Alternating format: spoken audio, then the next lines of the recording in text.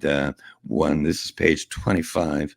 And one of the questions that I continue to get is, do Americans love war? Okay, reading right here, page 25. Do Americans love war?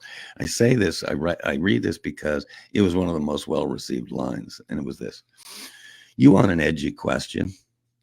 You got one. Do Americans wake up in the morning and just before breakfast take a quiet moment and crave for war? Does Canada only wage war by unleashing tersely worded letters of reprimand upon her enemies? Harsh yet polite letters. Are these caricature labels actually correct? And in the end, again, there's a full chapter on that, but I was raised the first half of my life in Canada. I came down, as most people know, came down to the United States in 1983, and so I have full dual citizenship in both countries. And I tell people, I praise God that I'm a United States American, that I was born American. But that said, it is basically my brand, and a lot of my radio and writings right now is dealing on the difference between Canada and the United States.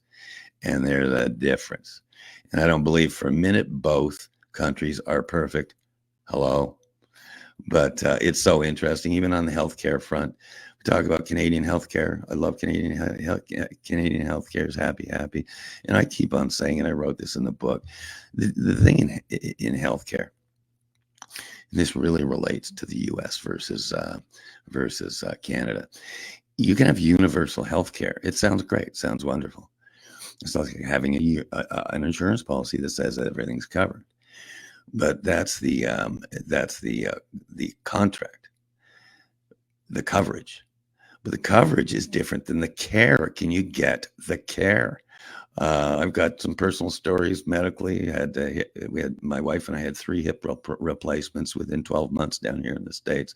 But I've contended that there's not.